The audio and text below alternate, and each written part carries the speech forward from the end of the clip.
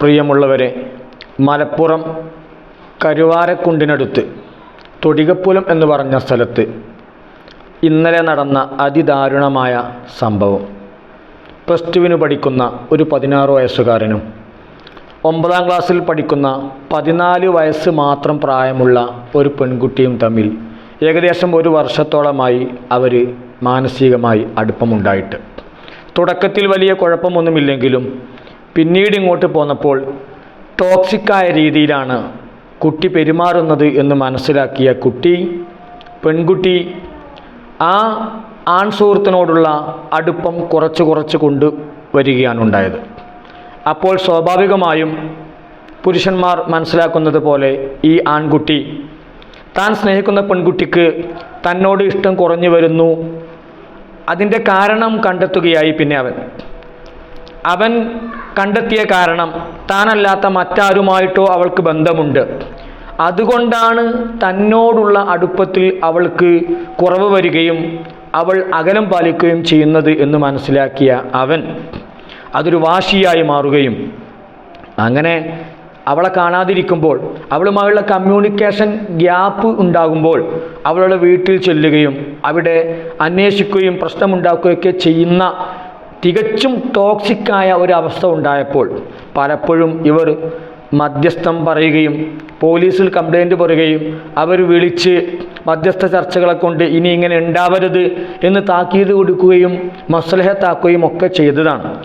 എന്തു ചെയ്യാൻ, പെൺകുട്ടി, നമ്മൾ first impression is the best impression എന്ന് പറഞ്ഞതുപോലെ ഫസ്റ്റ് ചെന്ന് പെടുമ്പോഴുള്ള ആ ഒരു കെണിയിൽ നിന്ന് പലപ്പോഴും ചിലപ്പോൾ നമ്മൾ വിചാരിച്ചാലും നമുക്ക് മുക്തമായിക്കൊള്ളണമെന്നില്ല. അത് തന്നെയാണ് ഇവിടെയും സംഭവിച്ചിട്ടുള്ളത്. ഈ പെൺകുട്ടിക്ക് താൻ സ്നേഹിക്കുന്ന അല്ലെങ്കിൽ തന്നെ സ്നേഹിക്കുന്ന ഈ 16 വയസ്സുകാരൻ വലിയ ഇഷ്ടമായി തോന്നുകയും പിന്നീട് ഇവൻ്റെ പ്രകൃതം ശരിയല്ല, ഇവന് എന്തൊക്കെയോ ഇവൻ്റെ കൂടെ ജീവിക്കാൻ കഴിയില്ല, ഇവനോടൊത്ത് സ്നേഹിക്കാൻ കഴിയില്ല എന്ന് മനസ്സിലാക്കി പിന്മാറാൻ തുടങ്ങുമ്പോൾ അതിനും സമ്മതിക്കാതിരിക്കുക എന്നുള്ളത് പൊതുവെ കണ്ടുവരുന്നൊരു പ്രശ്നമാണ്. ആൺകുട്ടികൾ ആദ്യൊരു കാര്യം മനസ്സിലാക്കണം, ഈ സമയം പഠിക്കാനുള്ളൊരു സമയമാണ്. അതുകൊണ്ട് ഇത് സ്നേഹിക്കാനോ പ്രേമിക്കാനോ പ്രണയിക്കാനോ ഉള്ള ഒരു കാലഘട്ടമല്ല എന്ന് ആൺകുട്ടികളും പെൺകുട്ടികളും തിരിച്ചറിയണം. ഇവരുടെ ബന്ധം വീട്ടുകാർക്കും നാട്ടുകാർക്കും ടീച്ചേഴ്സിനും ഒക്കെ അറിയുമെന്നാണ് പറഞ്ഞത്. എന്നാൽ ഇങ്ങനെ അറിയുമ്പോൾ സ്കൂളിലൊക്കെ പ്രത്യേകിച്ച് കൗൺസിലിംഗ് സംവിധാനങ്ങളൊക്കെയുണ്ട്.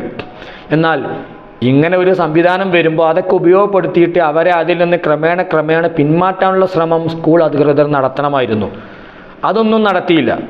വേറെ എന്തെങ്കിലും ഒരു ചെറിയ പോക്സോ കേസുകളോ കുട്ടിയെ തോണ്ടി പിടിച്ചു, അതൊക്കെ ഒരു വിഷയം തന്നെയാണ്. എന്നാൽ അതിൽ മാത്രം കോൺസെൻട്രേറ്റ് ചെയ്യുന്ന ഒരു സ്വഭാവമാണ് ഇത്തരം സംവിധാനങ്ങൾക്കുള്ളതെന്നാണ് ഞാൻ മനസ്സിലാക്കുന്നത്. എന്നാൽ ഈ കുട്ടികൾക്കിടയിലുള്ള ആഭ്യന്തര പ്രശ്നങ്ങൾ കൂടി ഇതിനൊപ്പം തീർപ്പാക്കാനുള്ള ഒരു ശക്തിയും പ്രാപ്തിയും ശ്രദ്ധയും ഇവർക്ക് വേണ്ടിയിരുന്നു. അതില്ലാതെയായി എന്നുള്ളതാണ്. അതിനൊക്കെ പുറമെ തന്നെ ഈ കുട്ടി സ്കൂളിലേക്ക് വന്ന സമയത്ത് വീട്ടുകാർ കരുതി കുട്ടി സ്കൂളിൽ എത്തിയിട്ടുണ്ടാകുമെന്ന്, എന്നാൽ സ്കൂളിലുള്ള ടീച്ചേഴ്സ് കരുതി കുട്ടി വീട്ടിൽ നിന്ന് വന്നിട്ടുണ്ടാവില്ല എന്ന്. ഇവിടെ എവിടെയാണ് അപാകത സംഭവിച്ചത് എന്ന് നമ്മൾ മനസ്സിലാക്കണം. സ്കൂളിൽ ഇപ്പോൾ ഗ്രൂപ്പുകളൊക്കെ ഉണ്ട്. അപ്പോൾ സ്വാഭാവികമായി അതൊക്കെ ഉപയോഗപ്പെടുത്താവുന്നതാണ്. സ്കൂളിലേക്ക് വന്ന കുട്ടികൾ ഒരുപാടുണ്ടാകും. അവരുടെ പേരൊന്നും വെളിപ്പെടുത്തുന്ന ചിലപ്പോൾ സമയം ഉണ്ടായിക്കോലെ പ്രായോഗികമായിക്കൊള്ളണമെന്നില്ല. എന്നാൽ സ്കൂളിൽ ആബ്സെൻ്റായ കുട്ടികൾ ഇത്രയാണ്, ഈ കുട്ടികൾ സ്കൂളിലേക്ക് വന്നിട്ടില്ല എന്ന് ഗ്രൂപ്പിലൊന്ന് വിടാമായിരുന്നില്ലേ ടീച്ചേഴ്സിന്, അല്ലെങ്കിൽ ഉത്തരവാദപ്പെട്ട ആളുകൾക്ക് അത് വിടാമായിരുന്നില്ലേ? അങ്ങനെ വിട്ടിരുന്നെങ്കിൽ ആ കുട്ടി മിസ്സിംഗ് ആണ്, സ്കൂളിലേക്ക് എന്ന് പറഞ്ഞു പോയിട്ട് സ്കൂളിലേക്ക് വന്നിട്ടില്ല, ആ കുട്ടി മറ്റെവിടെ പോയി എന്ന് വീട്ടുകാർക്ക് അപ്പോൾ തന്നെ മനസ്സിലാക്കുകയും ഈ ദാരുണമായ സംഭവം ഒഴിവാക്കുകയൊക്കെ ചെയ്യാമായിരുന്നല്ലോ. പ്രത്യേകിച്ച് ആൺകുട്ടികളോടും പെൺകുട്ടികളോടും എനിക്ക് പറയാനുള്ളത്, എസ്പെഷ്യലി പെൺകുട്ടികളോട് പറയാനുള്ളത്, ആൺകുട്ടികൾ നിങ്ങൾ ഇൻസ്റ്റഗ്രാമിൽ കണ്ട് അവരുടെ ഹീറോയിസം കണ്ട് നിങ്ങൾ അവരെ പ്രണയിക്കാൻ സ്നേഹിക്കാനൊന്നും നടക്കരുത്.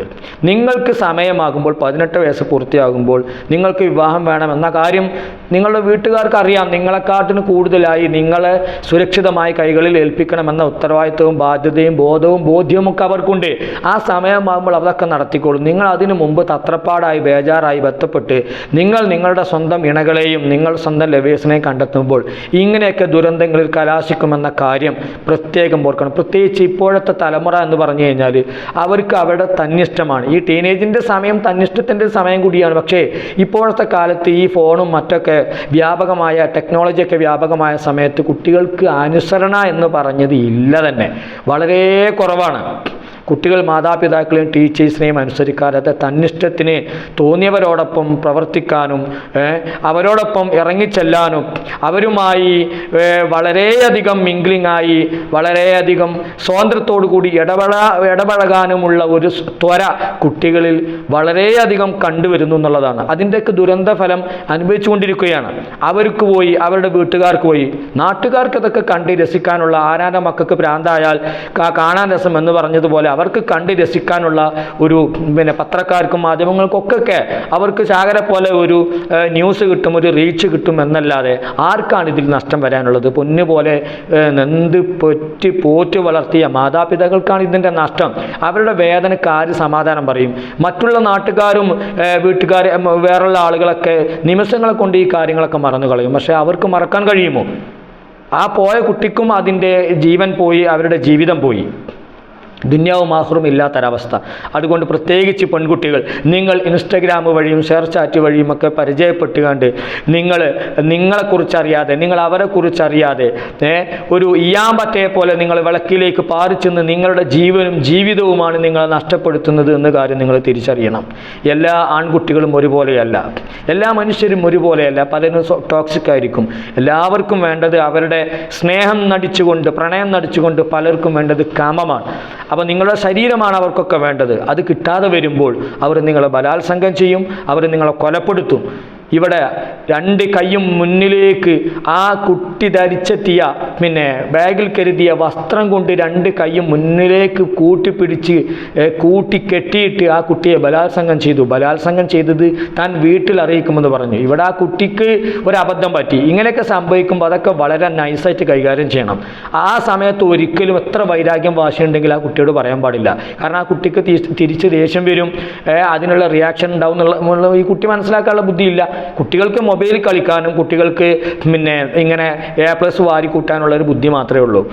വയസ്സിനുള്ളൊരു പക്വതയും ചിന്താശേഷിയും ഇല്ല എന്നാണ് ഇതിൽ നിന്നൊക്കെ മനസ്സിലാക്കുന്നത്. എന്നാൽ കുട്ടിയെ ഏതായാലും സംഭവിക്കേണ്ടത് സംഭവിച്ചു. എന്നാൽ അപ്പം നല്ലതിലേക്ക് പോയി വീട്ടിൽ ചെന്നിട്ട് അത് കുട്ടിയോട് പറയാതെ വീട്ടിൽ ചെന്ന് പറഞ്ഞ് കാര്യങ്ങൾ അവതരിപ്പിച്ചൊക്കെ ശരിയാക്കാമായിരുന്നു. പക്ഷെ ആ കാട്ടിൽ നിന്ന് തന്നെ, ആരോരുമില്ലാത്ത ഒറ്റപ്പെട്ട കാട്ടിൽ നിന്ന് തന്നെ ഈ 16 വയസ്സുള്ള ഒരു ചെറുപ്പക്കാരനായ ആൺകുട്ടിയുമായി ഈ കാര്യം ഈ രീതിയിൽ തർക്കിച്ചു കഴിഞ്ഞാൽ തൻ്റെ ജീവന് ഭീഷണിയാണെന്ന് ഈ കുട്ടി മനസ്സിലാക്കാനുള്ള ബുദ്ധി ആ കുട്ടിക്ക് ഇല്ലാതെ പോയി എന്നുള്ളതാണ്.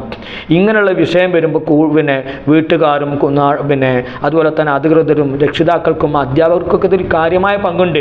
കൗൺസിലേഴ്സിനൊക്കെ അവരെ കൗൺസിൽ ചെയ്ത് അവരതിൽ നിന്ന് പിന്മാറ്റണം. കുട്ടികൾക്ക് പഠനമാണ് വലുതെന്ന് പറഞ്ഞു കൊടുക്കണം.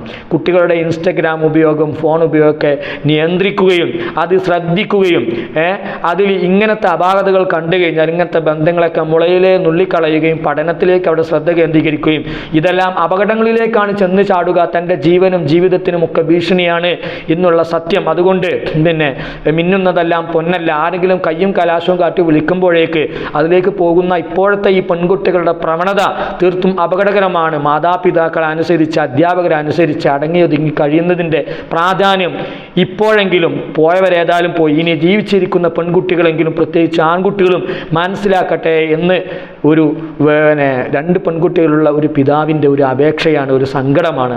ഇനി ഇത്തരം ദാരുണ സംഭവങ്ങൾ ആവർത്തിക്കാതിരിക്കട്ടെ. പ്രത്യേകിച്ച് പെൺകുട്ടികൾ, നിങ്ങളുടെ ജീവനും ജീവിതവും നിങ്ങളുടെ കയ്യിലാണ്. നിങ്ങൾ അത് മറ്റുള്ളവർക്ക് നിങ്ങൾ കാഴ്ചവെക്കരുത്. നിങ്ങൾ മറ്റുള്ളവർക്ക് ബലിയാടാവരുത്. നിങ്ങൾ ചെറിയൊരു പ്രണയബന്ധത്തിൻ്റെ പേരിൽ, ഒരു ചാപല്യത്തിൻ്റെ പേരിൽ കാണുന്നവൻ്റെ കൂടെ ഇറങ്ങിപ്പോകാനുള്ള മനസ്സ് നിങ്ങൾ കാണിക്കരുത്. അത് ദുരന്തത്തിലേക്കാണ്, അപകടത്തിലേക്കാണെന്ന ബോധ്യം നിങ്ങൾക്ക് സദാസമയത്തും ഉണ്ടായിരിക്കട്ടെ എന്ന പ്രാർത്ഥനയോടെ, ഉപദേശത്തോടെ നിങ്ങളുടെ സ്വന്തം ഹനീഫ് മുത്തടം.